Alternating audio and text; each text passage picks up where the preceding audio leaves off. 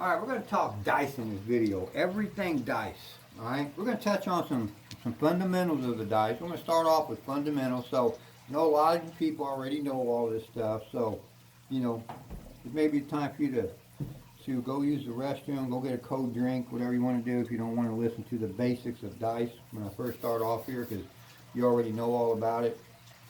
But we're going to talk about what I call the physics of the dice, as far as learning what your dice are doing in your particular throw, or maybe you're going to work on a new throw. I'm going to talk about people. This is really going to focus on people who are practicing.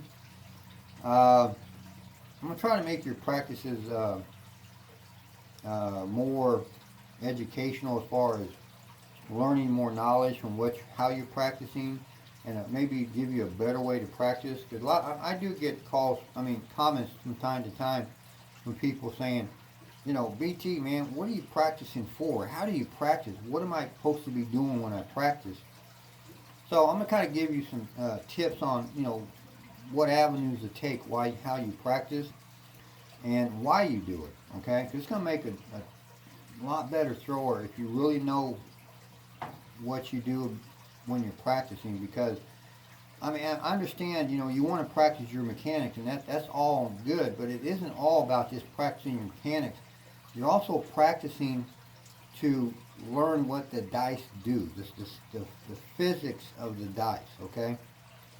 And that's where you're going to learn it. You're not going to learn it on a craps table, because and at a casino, because the game is so fast and there's so much going on, you don't have time to think at a craps table in a casino. So you have to learn it on your practice tables and then go display it there at the casino, because you're not going to learn nothing playing in a craps table. The actions is too fast, it's too loud, and you don't have time to think. So for people out there to practice, this is where you gain the edge. You've heard me talk about it in my Gaining Edge videos. Practicing is the main thing that will give you an edge in this game. But you got to know how to practice and what you're doing, why you're practicing, and understanding and learning the education, not just of your mechanics, but of the dice itself. All right. So let's kind of touch on some. Everybody knows these basics. There's a lot of people that don't know these. That's why I got to start. You always got to go back. You always got to take. You know, you're taking two steps forward, but you want to take one step back to go over your fundamentals a lot. You know, don't forget your fundamentals, because that's what keeps you up to par in what you're, you know, achieving in your goal. Always remember to go back to your fundamentals. It's a good thing to do. And I remember I had a coach one time in baseball that told me that. He always started off his practices with fundamentals. Okay, even though we're going to go to a certain area to extend our game and practice, you know, and make us better. But he always started off with the fundamentals. He always told me, you take a step backwards. I never forgot that. You take a step backwards to your fundamentals, go over your fundamentals, then move up to where you're at today, and go for what today's practice is about. That's going to advance you and make you a better player. So that's kind of what I want to do here. Is you always go backwards, you know, or take one step back and go back to fundamentals. All right, because we all know that, you know, the dice are six-sided. So they take, you know, basically you take one dice times this dice, and that gives you your combination total, which is 36 combinations that can come up when you throw these dice. And out of those 36 combinations, you can only form 11 different numbers. That is 2 through 12. Okay?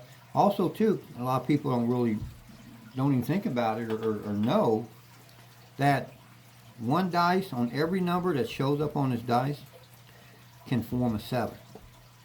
So the 7 is the only number that can come up every time you throw the dice. So a lot of people didn't know that.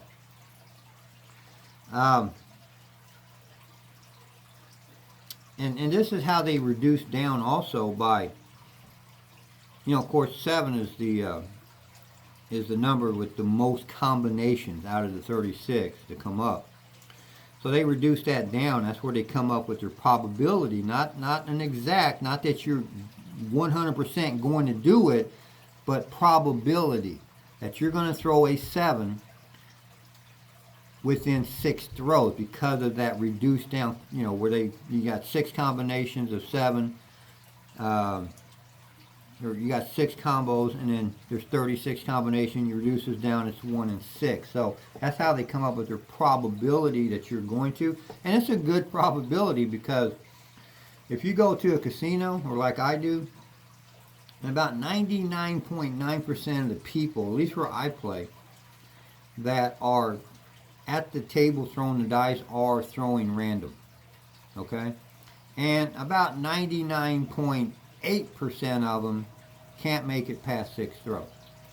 So whoever came up with that probability is pretty right on with it, okay? But let's stop there just for a second and realize that that is based off a random roll, okay? And this is what gets me is, and why I don't like a lot of things that are kind of rules of craps, like the SRR. I changed that on I don't go by SRR, I go by SOR, because we're not back in the 1800s anymore. Okay, folks, this is a new game today. They didn't have dice or control throwers back in the 1800s. People just grab the dice like they still do today and shake them and throw them. So these are new times, man. And the game's never been what I call, brought up to par as far as the rules and kind of the sayings of the game. And that's what I'm doing. I'm bringing it up. Okay, that's one thing that I do. That's why I went from SRR to SOR, because you can't gauge your throw with the SRR, the old system. It's been there since the game was invented. An SOR is a better way to call out really how the game is played. Plus, it's a better way to gauge your throw. I mean, this is for people who practice. And it's a better way to gauge your throw. And gauging your throw is so important, people. Once you start doing it, you'll realize that once you gauge your throw, you'll see the importance of that and how it gives you an edge on how to bet, how to play your sessions safer. You have your money out there with less risk by pulling your bets down in a short game. And it all starts with that SOR. So that's why I changed it to SOR. And I've had a few, doubters on it. That's okay. I mean, a lot of people are always scared of change. So I understand that. So I'm always going to get those people. And that's why I've never liked the probability of 1 in 6, because I'm not a random roller. Okay? Now, I believe in that per random roll throwers. Okay? I agree with that. That's fine. That's a good way to gauge random rollers. But not a control thrower. You cannot gauge a control thrower with that probability of 1 in 6. Because I blow that out of the water every time I throw the dice.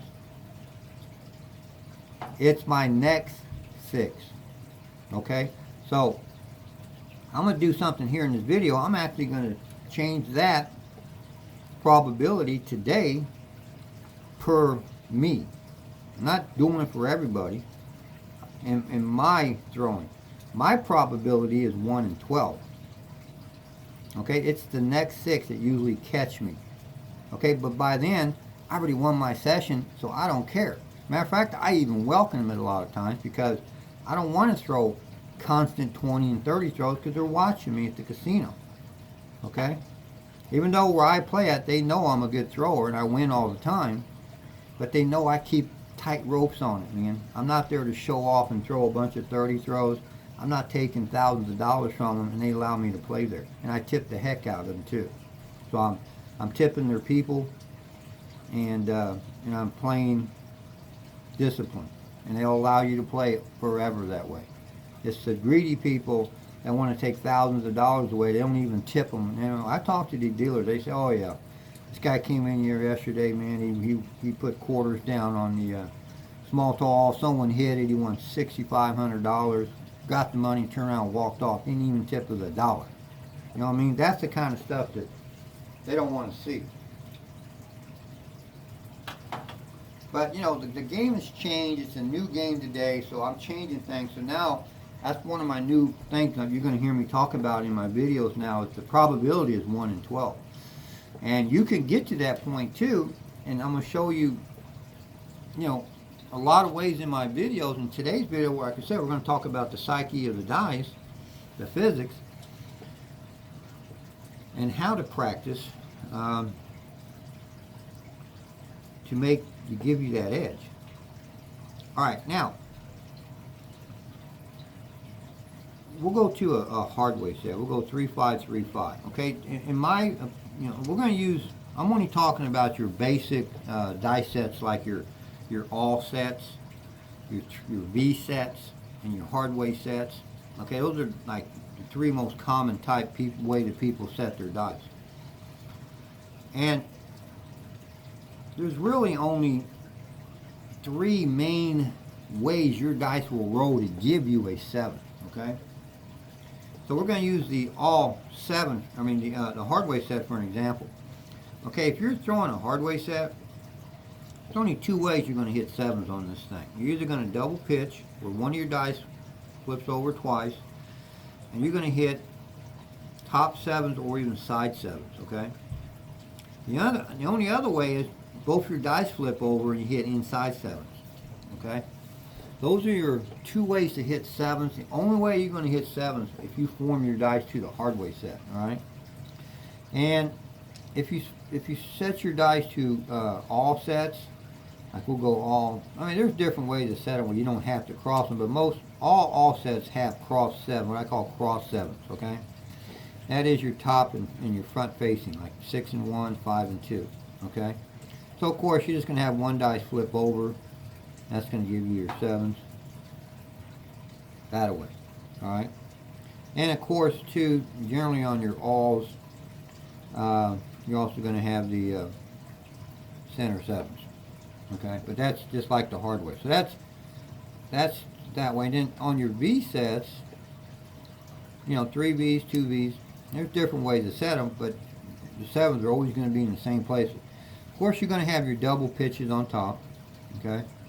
But with the V's, it's front to inside and front to outside, okay? So, like in this one here, if you set your dice 3-1, 3-2, and you can set it anyway. It don't have to be the 3-1, 3-2. It doesn't matter. We can go straight to, well, we'll do this one first.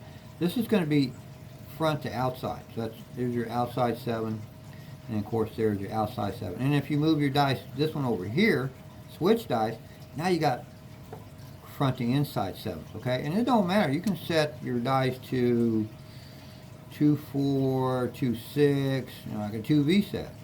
Alright? Oops. Like that. Still going to be the same way.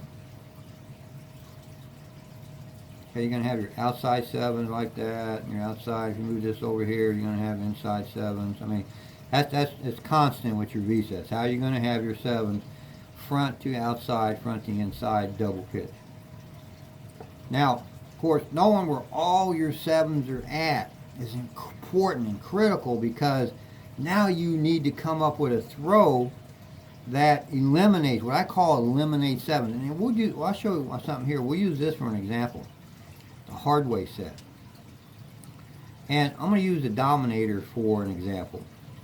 He's come up with a throw by, you know, using a hardware set and his throwing method that he never double pitches. Okay, that's how good he's got at his throw. He never throws it, or at least for long periods of time before he double pitches. And by doing that, if his dice never double pitches, that means he never hits these 4 7s here. So he's eliminated 4 7s out of his throw. And that's what gives him the ability to throw long throws, because now out of 36 combinations, he's only got 2 7s in there. So that means 34 combinations are to his favor by eliminating these 7s, by coming up with a throw that does not double pitch, so he plants his sevens there. See, that's how you do it. When you know you're not doing this, that's where you plant your sevens, because you're never going to hit them there because you never go there with your dice. By your throwing method and mechanics, and being good at your mechanics by repeating over and over again that you never double pitch, that's how you eliminate these sevens. So that's what you do, folks. So you find, and that's what I do. And that's what, I'm going to use an example like this new grip I got. It's called the, you guys heard me talk about it, it's called the Gunslinger. And that's what it is. It's a grip, people. It's not a way you throw the dice, because it's just a grip is what it is.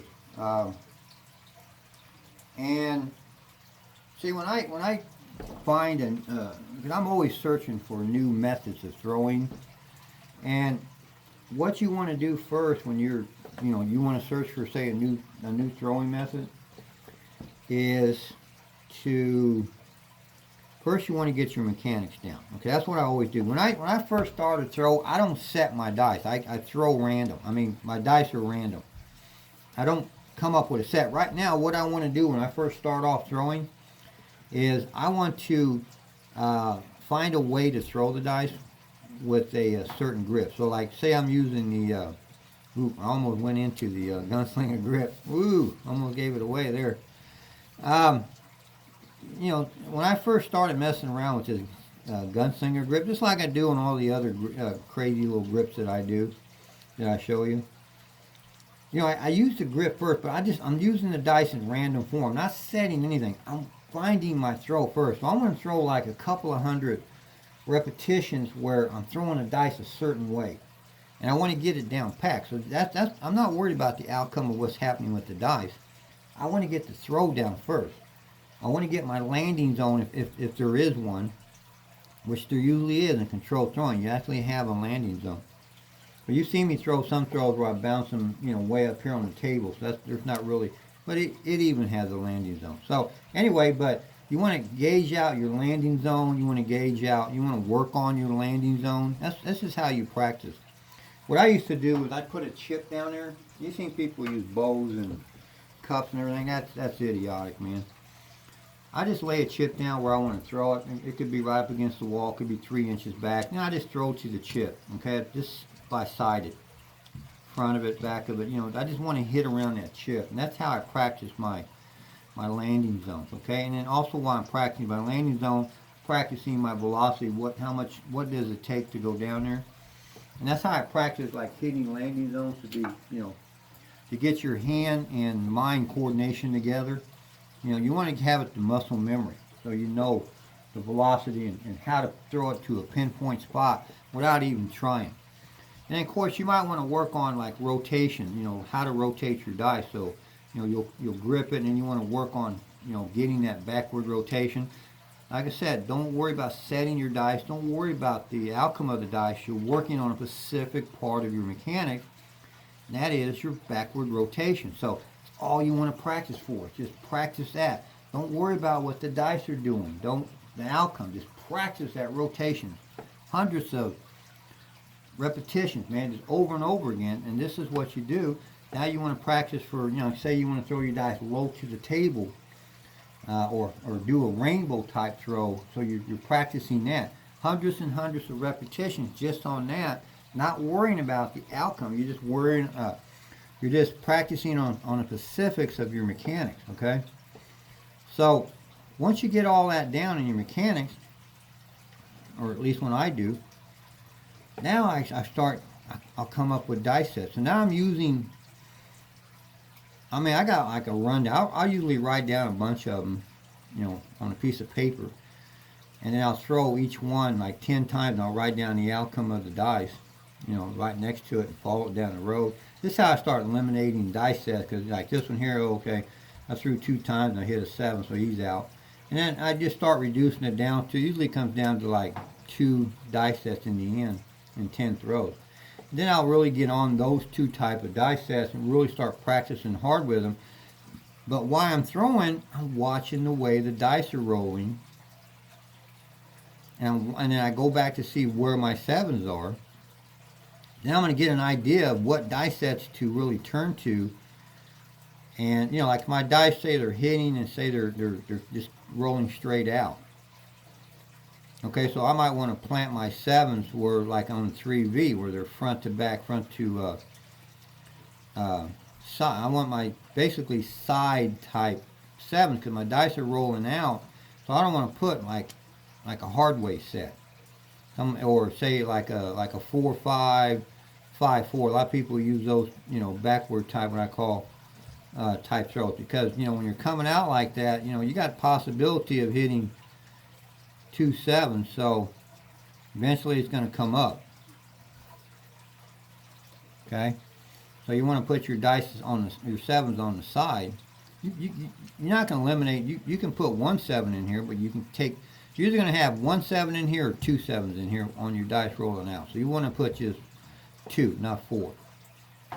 Okay, so I'm going to put all my sevens on the side. And the same way, if your dice are rolling sideways, then you want to put your dice.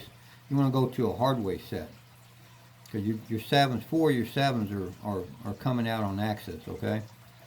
And that's just, you know, that's what you got to learn to practice for is watch how your dice are rolling.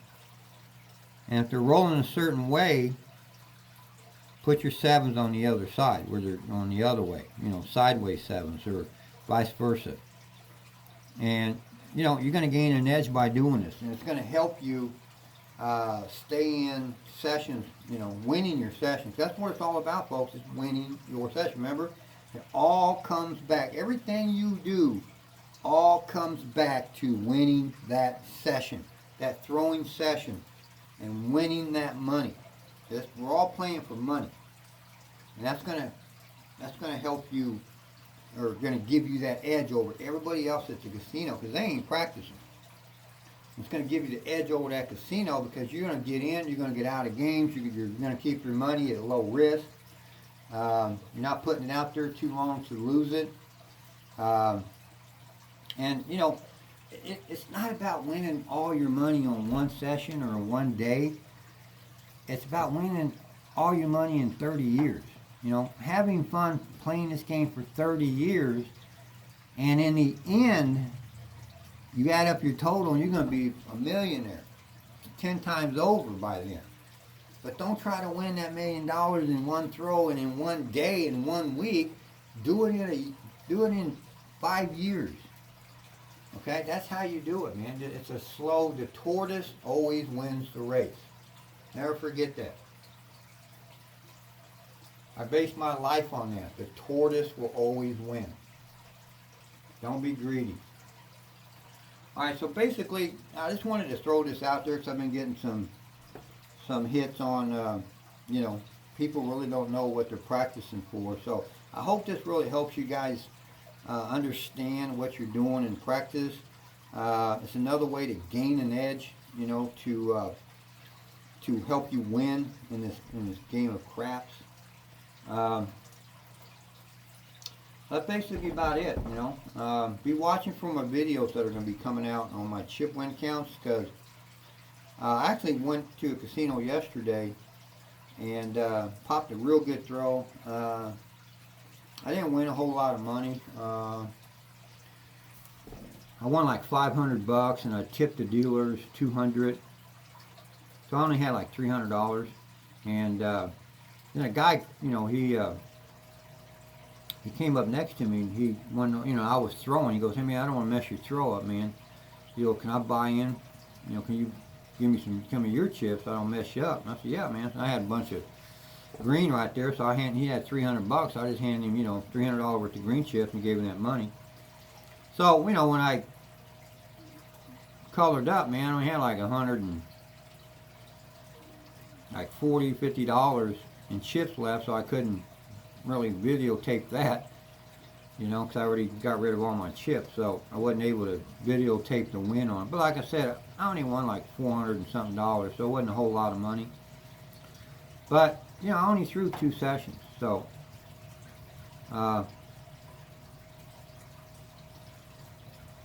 but, you know, now we're getting here close to March. We're going to get out of these winters, so I'm going to be able to go to the casino more often, so I'll be able to tape more more of these chip wins for you. Hopefully, well, they're talking another major storm hitting next week, so we're getting one Sunday. Today's Friday. I wanted to go today, but I don't like playing on Friday, Saturday, Sunday. There's too many people there. So they're talking a storm hitting us on Sunday. Saturday's supposed to be rain, then turn to snow on Sunday. And then another major like blizzard thing coming in on Tuesday. This is how the cycle's been now, folks, for like a month and a half, and it's like, I've got cabin fever, man. I mean, I got casino fever, man. I just ain't going to the casinos, man, like I normally do, man. I'm really having withdrawal symptoms here, man. I ain't making no money. So, you know, hopefully this next week is the last one of this thing, man. We start turning with some warmer temperatures, and now all these storms are just rainstorms instead of snow and ice storms. So I can start going regularly, because, you know, I got this grip down, people. I'm going to tell you right now, man. This gunslinger that I got, it's a winning process, because I can win at stick left one, and I can win just as good, if not better, from the back of the table, man. 14 feet out. It's an awesome grip, man. It's an awesome way to throw the dice. It's a consistent 100% winner if you play the short game with it. But you're going to pop 40 throws like I did yesterday.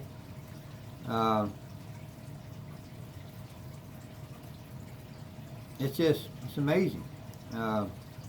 And that's where, you know, I told you guys, I brought my probability up to 1 in 12, not 1 in 6. So that's how you want to play, man. You want to play with a probability of 1 in 12, man.